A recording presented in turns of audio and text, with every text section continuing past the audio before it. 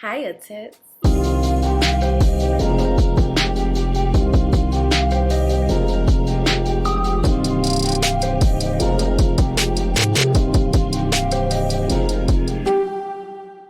Hello my tootsies and welcome back to the channel.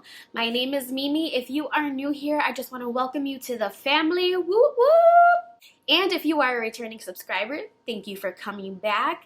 Thank you for joining the Tootsie family. For today's video, I thought we'd do something a little spooky. I am going to be reading a spooky story off of Reddit.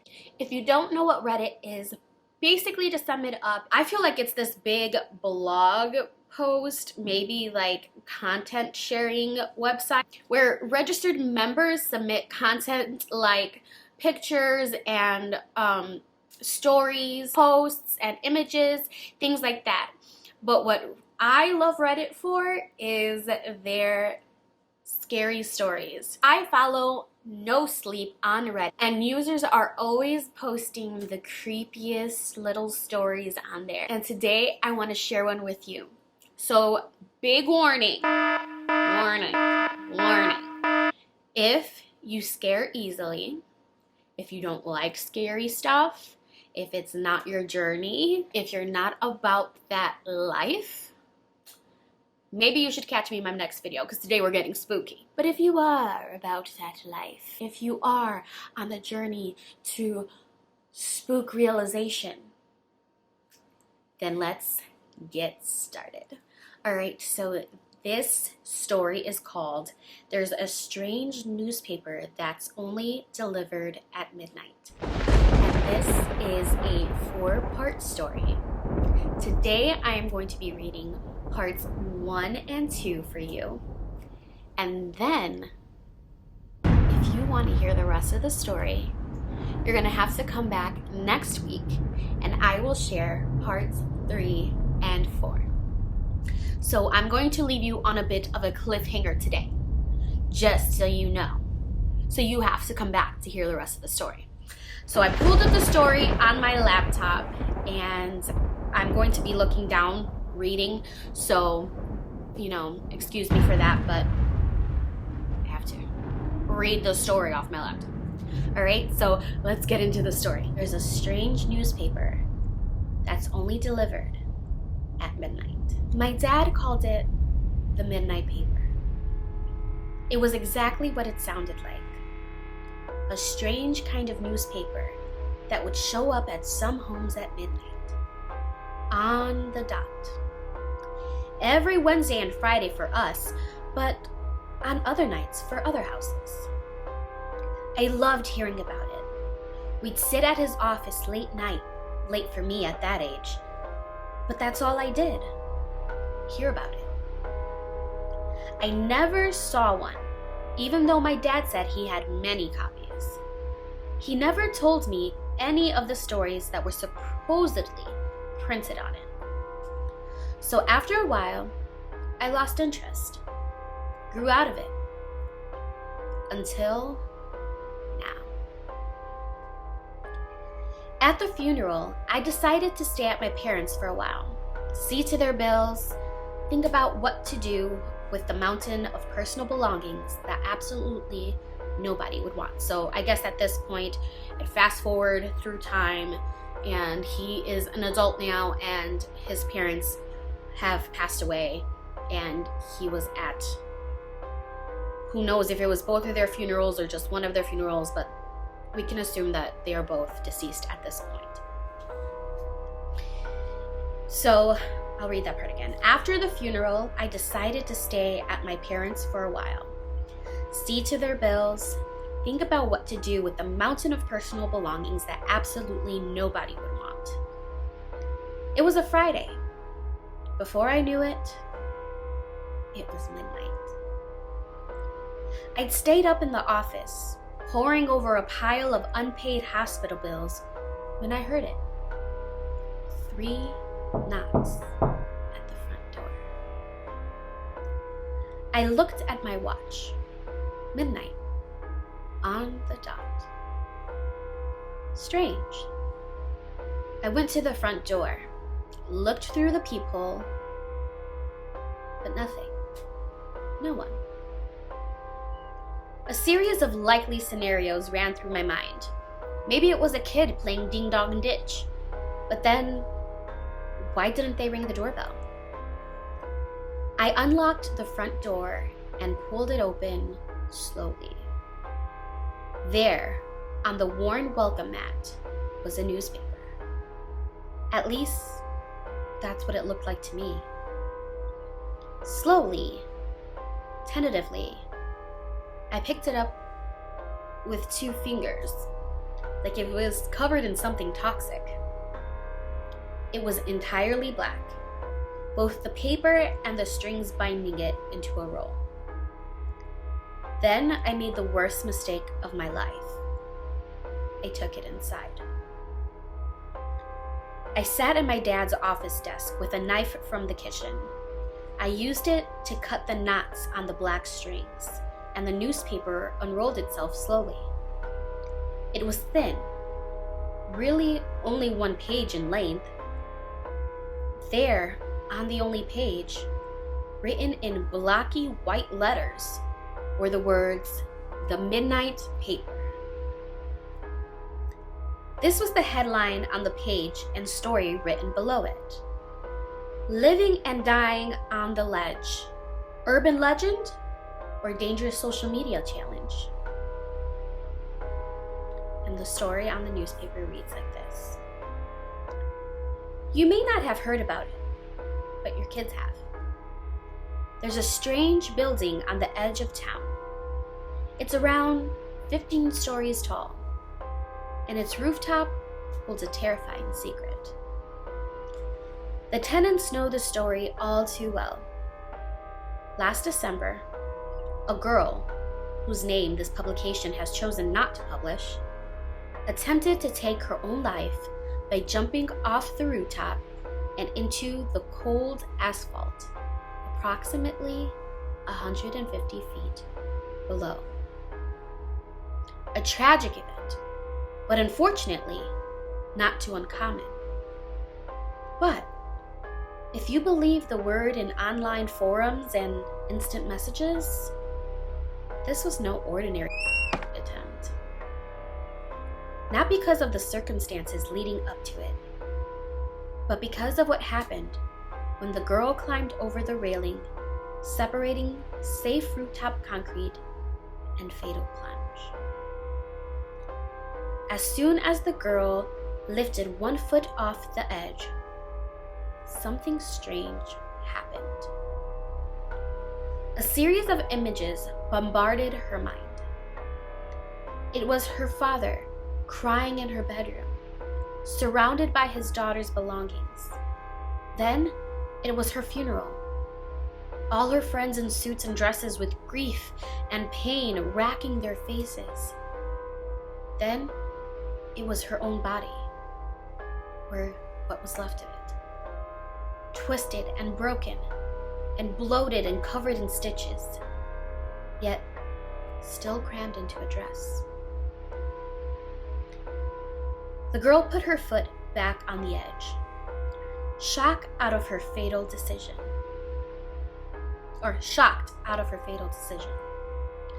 But then, for some reason, she lifted her foot once more. The images came back, but this time they were different. It was her wearing a graduation gown. It was her in a college dorm. It was her with a boy. She hopped back over the railing and took the stairs down. The way down. The safe way down. She told a friend, who mockingly told another friend. That friend told a few others, and you know the rest. Someone posted it online, and soon the internet ran with it. That building became a million others in a million different towns. And for some reason, people started trying it out. They'd go out in groups to play what soon became known as the ledge game. If you stood on the edge of a rooftop on the wrong side of the railing and stuck 1 foot out, you could see your own future. One such group decided to try the game out with disastrous consequences. One of the girls in the group chose to go first. She climbed over the railing, stuck one foot out, and soon regretted it. Her friends say she started screaming, her eyes wide and looking off into the distance as if seeing something horrifying. Then those eyes turned to look at her group of friends. She tried to grab one of them, as if trying to pull them over the railing with her, to take them with her as she fell. There was a funeral with crying and friends and a closed casket, much like the first girl saw. Instead of dissuading other teens from trying the game out, this news soon became an urban legend in its own right, growing into an indispensable part of the original tale. There's something many people can't stop thinking about. What did that girl see? Whatever it was bad enough for her to ignore the visions of her own funeral and her own mangled body. Whatever it was bad enough for her to try to take her own friend's life too. Some people say it was to spare her a fate worse than death. Maybe we'll never know.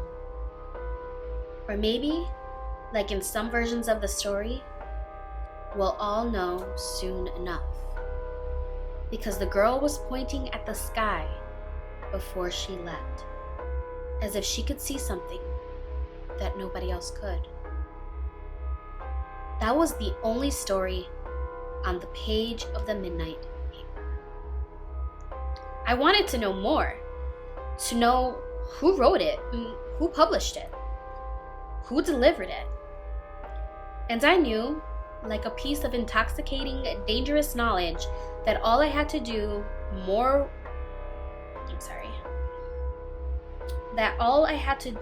to know more was to wait for the next edition to hit the welcome mat. And I'll come back here to tell you all what it says. So that was the ending of part 1 to this story. So I'm going to go ahead and read part 2.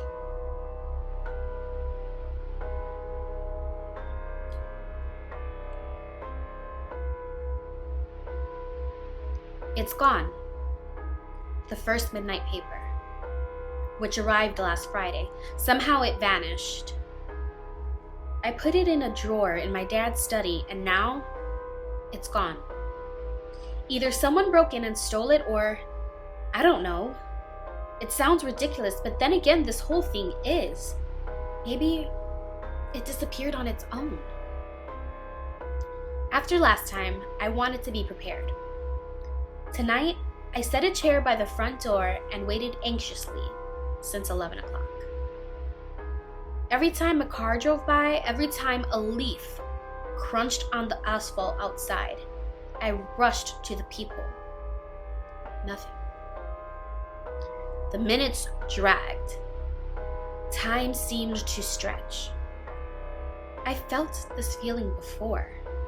When I ordered something I really wanted online and I knew it was a delivery day. But this was different. Something about this paper is just wrong. If anyone else has gotten one, you'd know. It feels like looking at something you're not meant to be seeing. Like it somehow slipped through the cracks, past all the rigid laws of ordinary life, and made its way to you. Holding one in your hand feels like you're touching a physical manifestation of a mistake. I imagine this is what it feels like when you touch something radioactive, as if every second that it's in your presence is somehow warping the very fabric of your life. 11:55. It's close. My heart's beating fast, the anticipation coursing through me like a drug. I stood in front of the peephole, not wanting to miss a second. I was looking at my front porch. The street outside was dark, and the front steps were illuminated only by the light above the doorway. I'd placed the welcome mat a little further away so I can see it clearly through the peephole. And that's when it happened. The light above the doorway started to flicker slowly, then faster and faster. Suddenly, it shut off completely. The entire porch was smothered in darkness. The only light coming from the streets outside were the street lights. Somehow, the shadows around my doorstep were darker than the rest, as if swallowing every last hint of light. Then the light turned on again. Through the peephole, I could see that my front porch looked normal. The bulb above the doorway shone steadily as if nothing had happened. I rushed, my fingers slamming against the lock, and pulled the front door open. The front porch was empty. The street was empty. 1 second passed. 2. The normal sounds of the world around me started to seep back in. I looked down at the welcome mat, and there it was. A bundle of black paper, wrapped tightly with black twine. I hesitated for a moment before grabbing it. Should I bring it inside? Should I read it out here? Should I read it at all? I grabbed it anyway. I had read one. That threshold had already been crossed. I took the paper into my dad's study and set it down on his desk. The knife from the kitchen was already there. All the pieces were in place. All I had to do was read it. I grabbed the knife, cut the twine, and watched the paper unfurl itself like a strange flower. Immediately, the white words jumped out at me, and I started reading. There were a few pages this time, including the front cover, but still only one story. This is what was printed on those black pages. The removal doctor. Police warn of dangerous individual. After a spate of reports of a so-called removal doctor, the local police urge residents to stay away from strangers who approach them in public places and to avoid abandoned buildings of any kind. It started a few months ago. The first report appeared on an online forum for reporting interactions with strange individuals. And this one certainly fit the bill.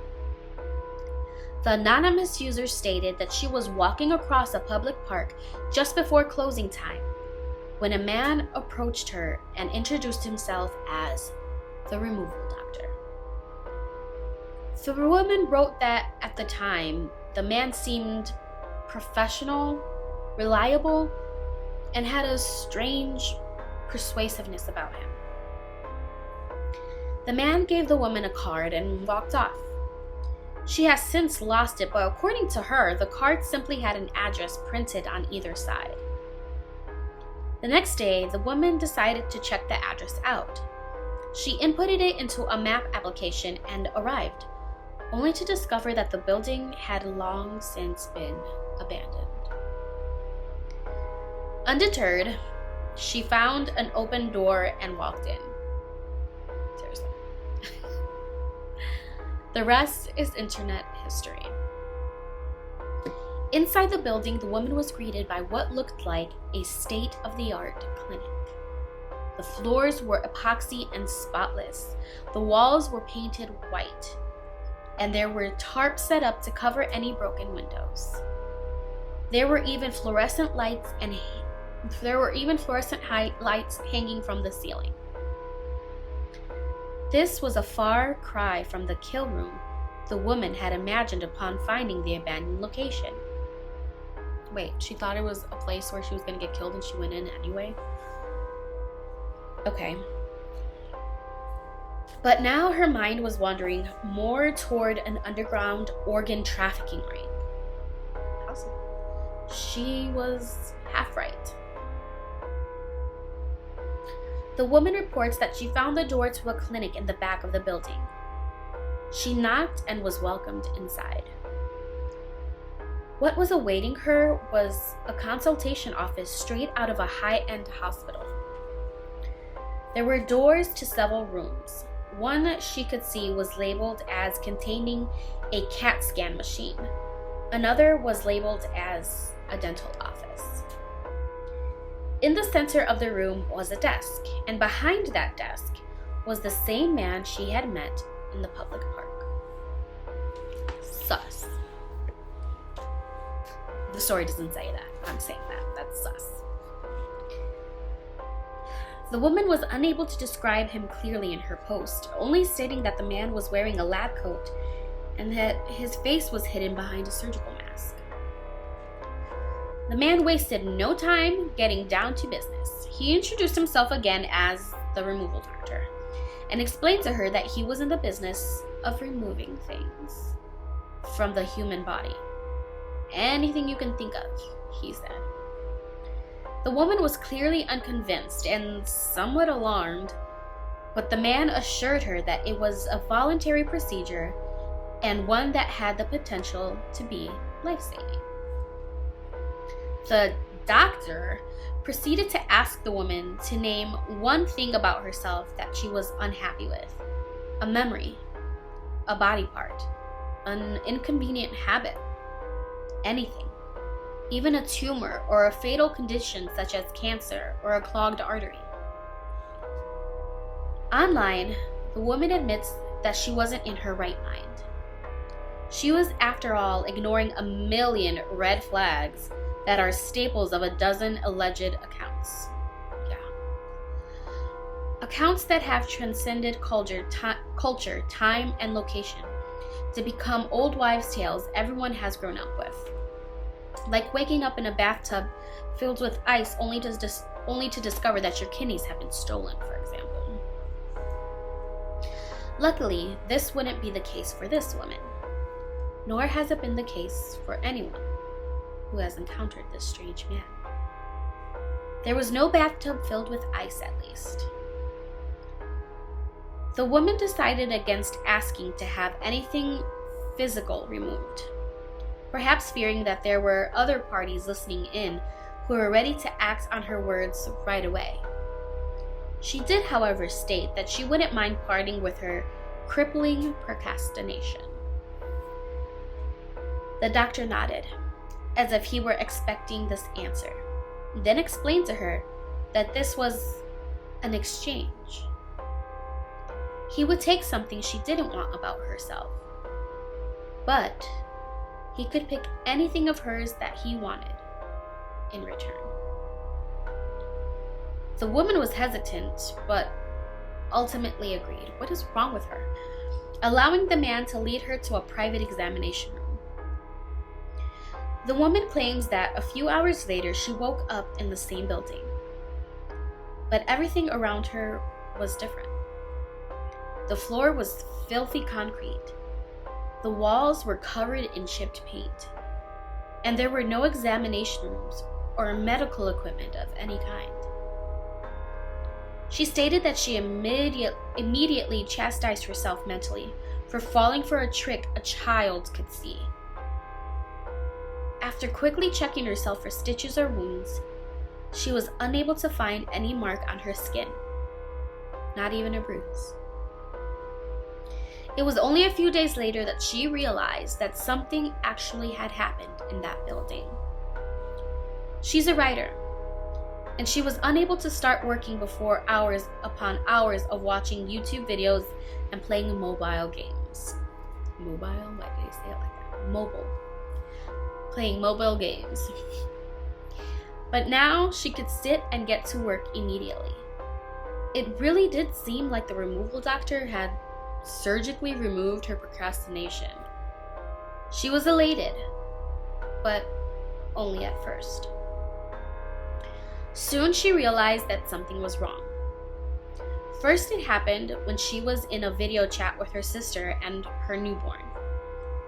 Then it happened with her girlfriend when her girlfriend arrived at their apartment. Finally, she confirmed her fears in front of their bathroom mirror. No matter how hard she tried or for how long, she was unable to smile. Dozens of doctor's appointments later, the cause is still unknown. Some of them have said that it may be mild facial paralysis caused by stress. But I know better, the woman wrote. She's convinced it was the removal doctor. I hate him, she wrote in her post. Everyone used to say I had the nicest smile. Now it's gone. But why take her smile?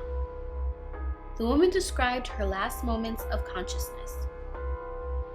Just as the removal doctor administered an IV filled with anesthetic, she spotted a room off to one side. The door was half open, and she could see a gurney with a blanket over it. It was obvious that, given the size and the shape of what was underneath it, that it was a person. But the shape was wrong. Parts were missing, she wrote. The shape was off. But it had a head and 2 legs. There were jars along the far wall, jars with all manner of body parts. There are nights, the woman wrote, where she dreams she's back in that strange clinic. Nights where she's convinced she remembers part of what happened when she was under. She spots grotesque and bizarre surgical tools through blurry eyes. Hears the doctor muttering to himself. Hears him say that something or someone is almost complete. Other stories about the removal doctor's patients have surfaced. One man who claimed to have asked the doctor to remove his addiction to cigarettes had his tongue removed as well. Another man who asked to have his fear of heights removed had his ability to drive taken away.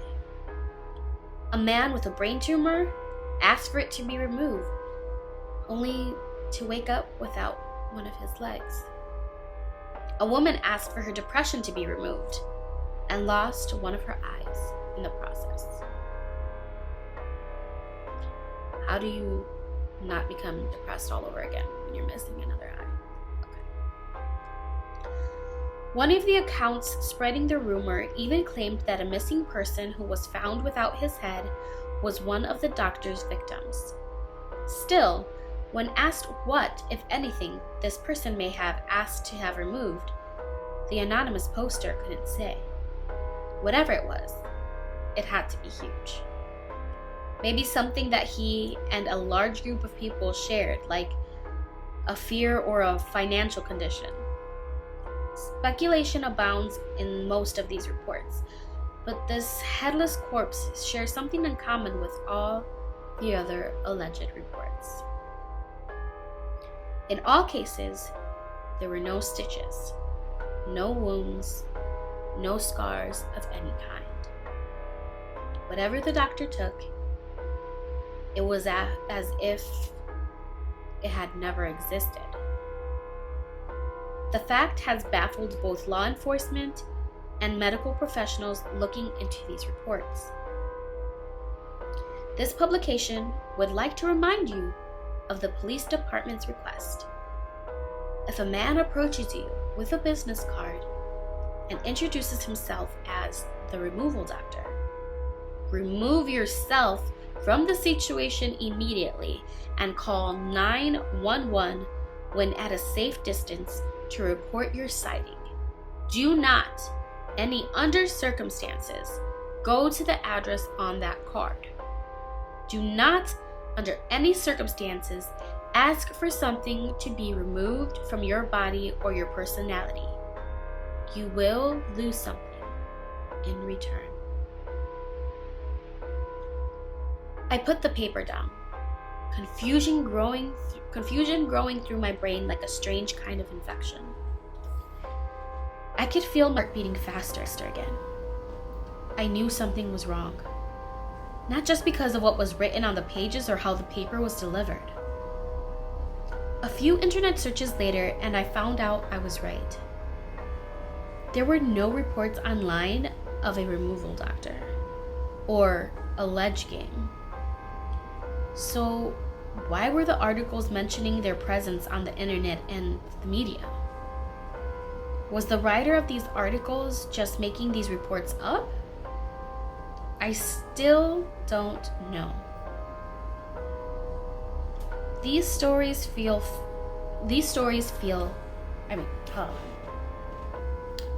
I still don't know why, but these stories don't feel fake.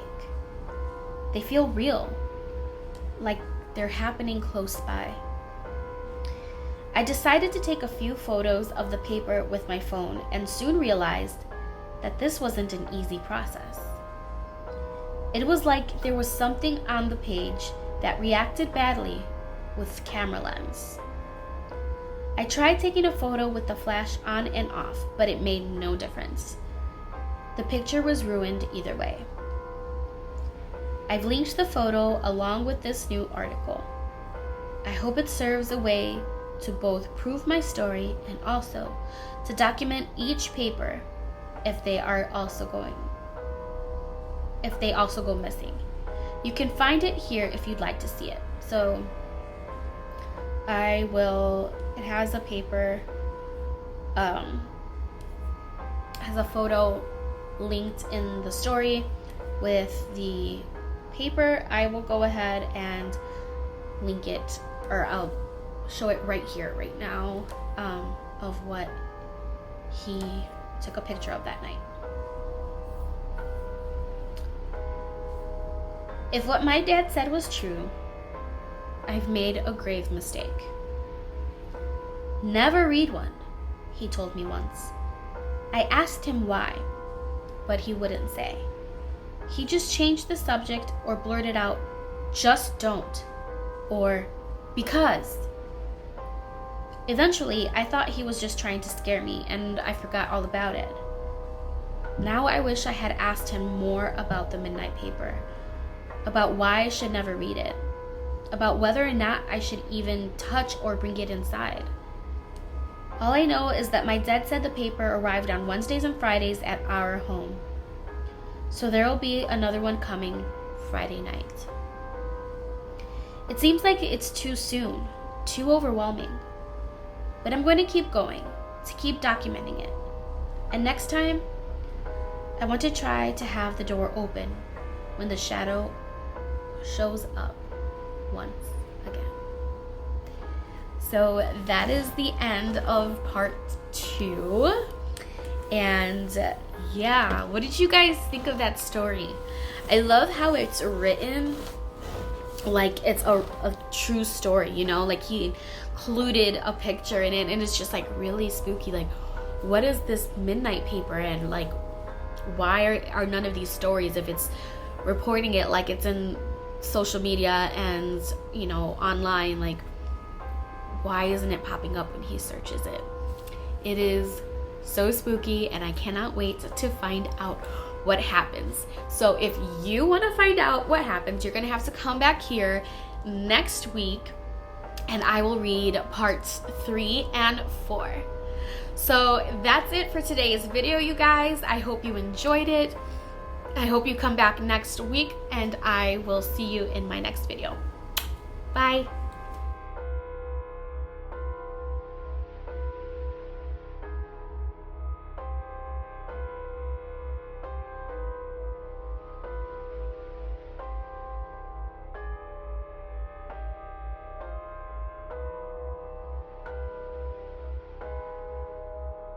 Ha ha ha ha ha ha.